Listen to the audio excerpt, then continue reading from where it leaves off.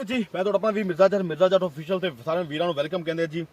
ਤੇ ਅੱਜ ਦਾ ਚੈਲੰਜ ਪਾਕਿਸਤਾਨ ਦੇ ਇੱਕ ਰਿਕਾਰਡ ਜ਼ਬਰਦਸਤ ਚੈਲੰਜ, ਐਸਾ ਚੈਲੰਜ ਜੋ ਕਿ ਇੱਕ ਅੰਗਰੇਜ਼ੀ ਖਾਨ ਲੜਕੀ ਜੋ ਬੇਸਿਕਲੀ ਇੰਡੀਆ ਦੀ ਆ ਤੇ ਇਸ ਟਾਈਮ ਯੂਕੇ ਵਿੱਚ ਰਹਿ ਰਹੀ ਆ, ਉਹਨੇ ਚੈਲੰਜ ਦਿੱਤਾ ਸੀ ਕਿ ਮਿਰਜ਼ਾ ਜੱਟ ਅਗਰ ਤੁਸੀਂ ਇਹ ਗੱਡੀ ਸਿਰ ਦੀ ਗੱਡੀ ਆਪਣੀ ਲੈਫਟ ਕਰ ਲਓ ਜਾਂ ਲਗਾ ਲਓ ਜਾਂ ਰੋਕ ਲਓ ਤੇ ਤੁਹਾਨੂੰ ਮੇਰੇ ਵੱਲੋਂ ਪ੍ਰਾਈਜ਼ 3 ਲੱਖ ਰੁਪਏ, ਪਾਕਿਸਤਾਨੀ 3 ਲੱਖ ਰੁਪਏ। ਠੀਕ ਹੈ, चैलेंज ਦੀਆਂ आखिरी मराहल तैयारियां मुकम्मल, सब कुछ हो गया है, गड्डी भी आ गई है हुण चैलेंज, क्योंकि ये तो चैलेंज तो बाद कुछ भी हो सकता है कि इंसान जिसमें खोपड़ी सब तो आसास तरीन होंदा है ते कुछ कहा नहीं जा सकता।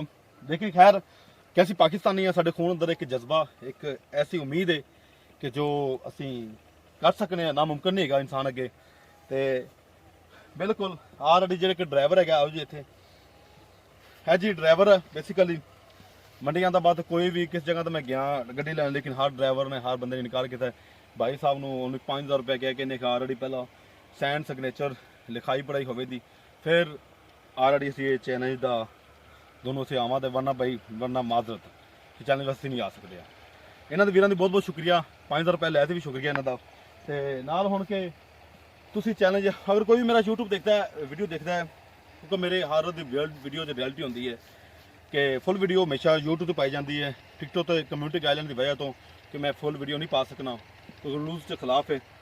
तो जी यह वीडियो जो हम बनावन लगे बिल्कुल मुख्तलिफ है, ऑलरेडी पाकिस्तान किसी ने किया तो मैं कर लग्या पहली बारी। तो मेरे दोस्तों जिन्ना भी है कि मेरे नाल वक्फे नाल रहा करो, अटैचमेंट रहा करो। तो असी थोड़ा जिहा हुण करन लगे अपना सिस्टम। जो मैं सौवां दा फट्टी मेरे सिर के उत्ते होवे दी ते गड्डी लैफ्ट उत्ते रोकनी, ठीक है, लैफ्ट बाद फिर रोक ला लवांगे पिछा। ठीक है, जरूर देखना ते इंशाअल्लाह थोड़ी देर बाद दोबारा मिलने हैं इंशाअल्लाह। ठीक है,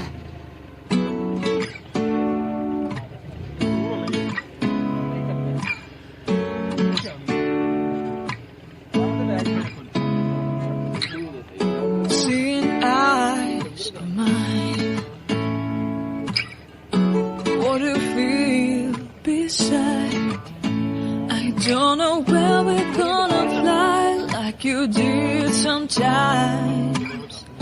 Seeing eyes of mine. Love, love, love. I wanna be strong, strong. We're doing wrong, but I'll try to fix it.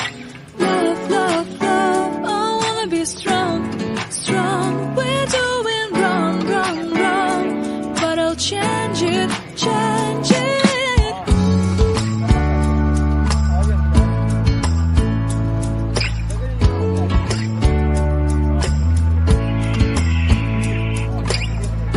Seeing eyes of mine, you see, there are no trees inside of me.